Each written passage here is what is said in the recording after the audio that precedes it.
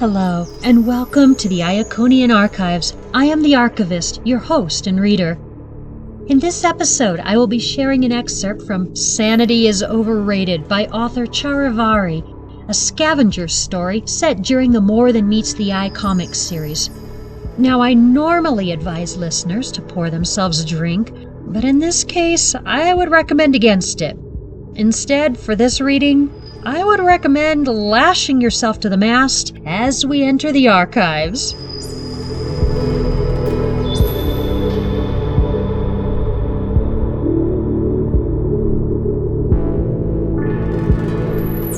Spinister was a shoot first, ask questions later sort of guy.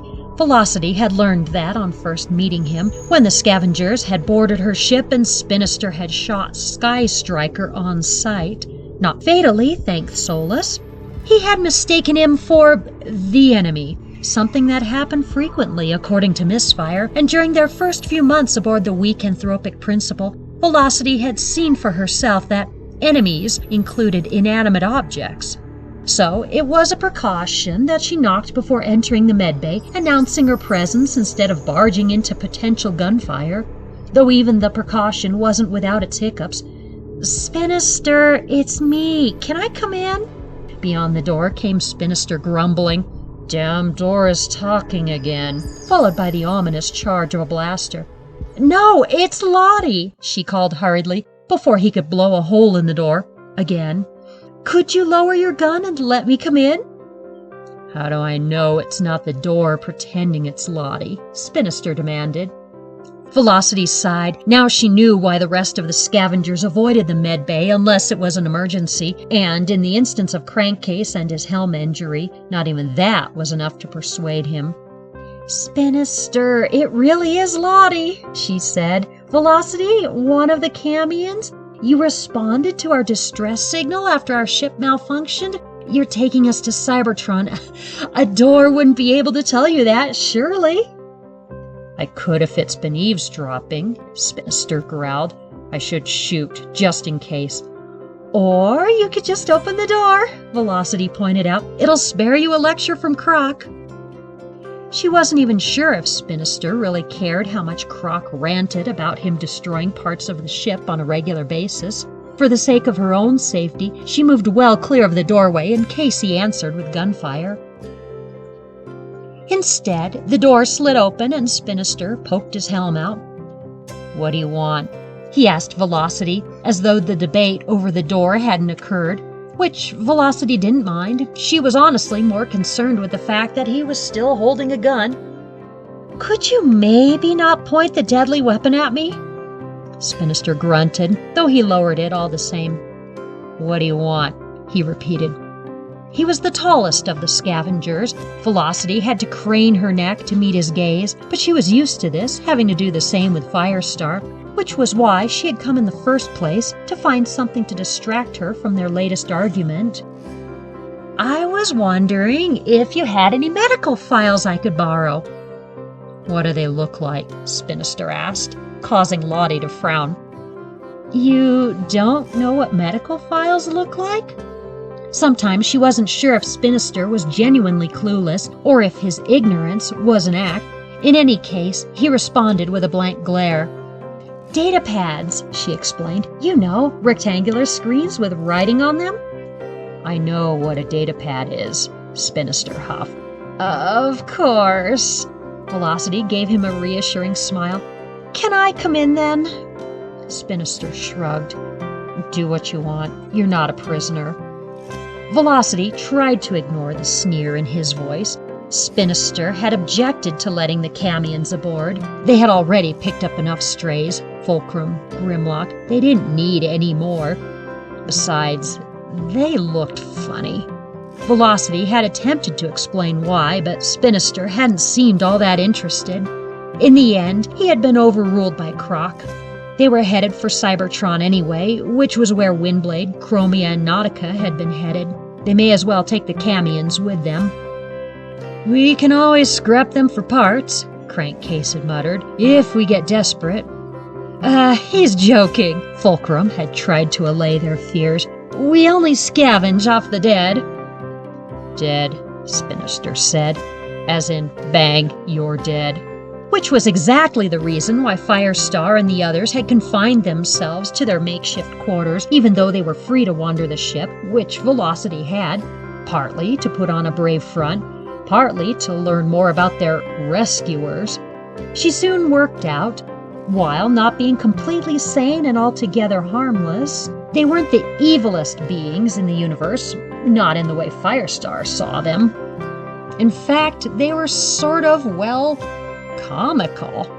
They spent their days trying to shoot each other with harmless darts, watching television, and trolling former colleagues online. Occasionally, they did scavenge off dead bodies. Lottie took to accompanying them to make sure the donor was definitely deceased. The scavengers even seemed a little grossed out by her requesting to study the bodies. "I'm a medic," she had attempted to justify. "I need to be familiar with Cybertronian anatomy if I'm going to help Spinster fix any of you." To which Missfire had responded, "You can study my anatomy anytime you want, baby." "You want her to cut you open?" Crankcase quipped. "Because that's what you're implying, dumbaft." He had expressed similar disdain at Velocity offering to repair his helm. "You said you failed your medical exam how many times? I'd sooner let Spinster near my brain, and there's no damn chance of that." The others weren't so opposed to her expertise. She helped repair their scrapes when shoot, shoot, bang, bang turned a little too physical, which was every game, really. She had been worried about stepping on Spinster's peds at first, but the medic hadn't seemed overly concerned with sharing his post. Missfire had shrugged when she confided her concern. "He prefers breaking to fixing stuff," he said. "Plus, he's the dumbest person alive." Velocity wasn't so sure about the last part. Spinster was paranoid, arguably delusional, but he didn't strike her as being stupid. His mental faculties were hardly as damaged as Grimlock's. She had attempted to diagnose the Dinobot at Missfire's urging. It hadn't ended well, Grimlock descending into a rage, Missfire pushing her aside to take the brunt of it. Croc scolded him afterwards, after Grimlock had been contained. "If you want to house train him, so be it, but keep Lottie out of it." His concern had surprised her, especially when she hadn't been injured. It seemed to cement a growing sense of belonging, something that put her at greater odds with Firestar. "You're becoming one of them," she had accused. "You probably don't even want to get out of this situation."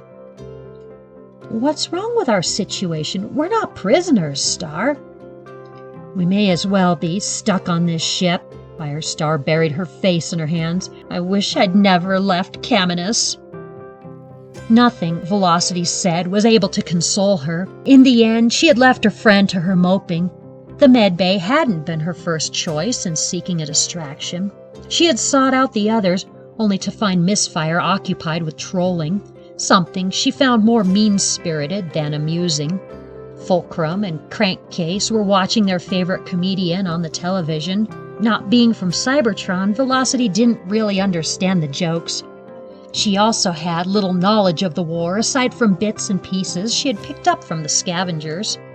Immersing herself in medical data had seemed more appealing, but in Spinister's chaotic excuse for a medbay, that was easier said than done, even after she had waded through the mess to locate the files. "Why are some of the screens broken?" "They were bad," Spinister answered. Bad, by Spinister's enigmatic definition, determined by punching them. Fair enough," Velocity said, continuing to search through the pile. She sensed Spinister towering over her shoulder. "What do you want with them anyway?" he asked. "You're a medic. You should already know the stuff on them." "Revision doesn't hurt," Velocity replied. "I want to stay at the top of my game." "You want to know how I stay on top?"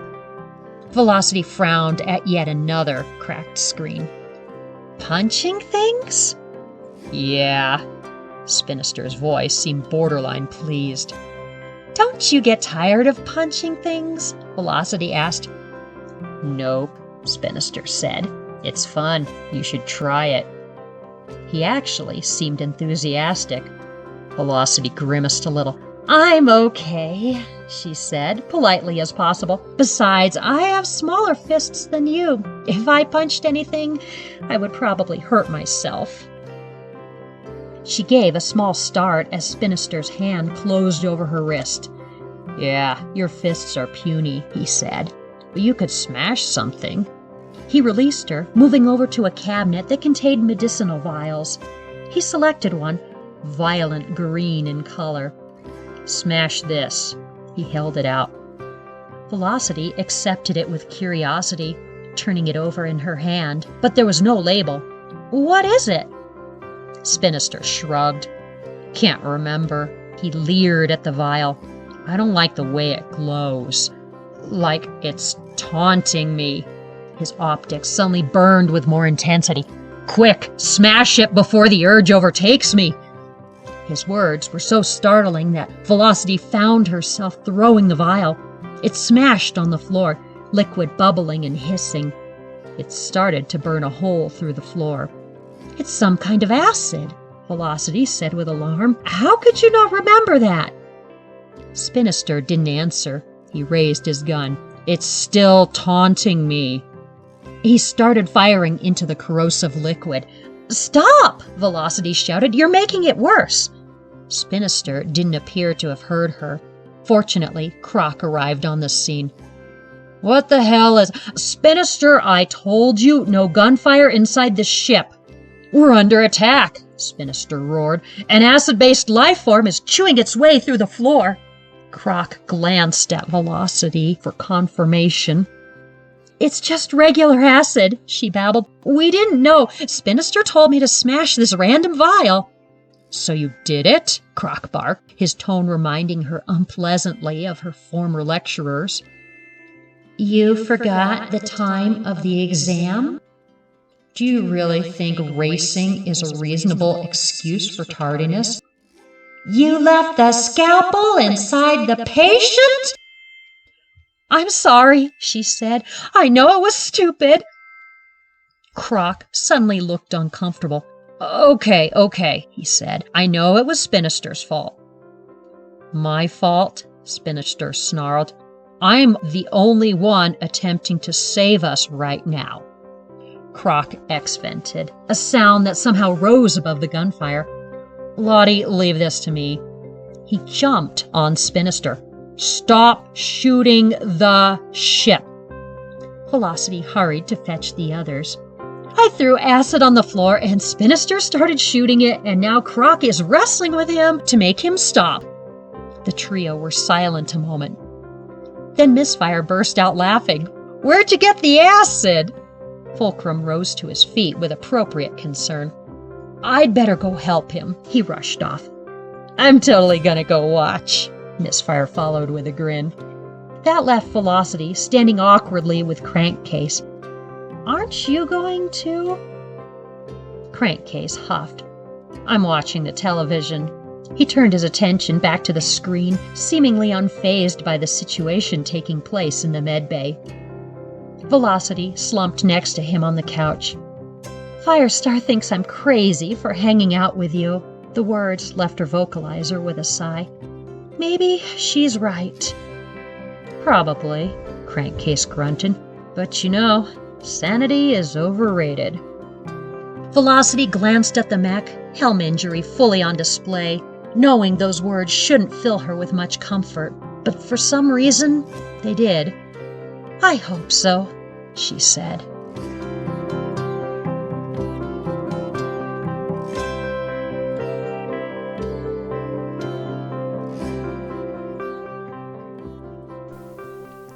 You can find this story posted in its entirety at archiveofourown.org, along with nearly 40,000 original Transformers transformative works.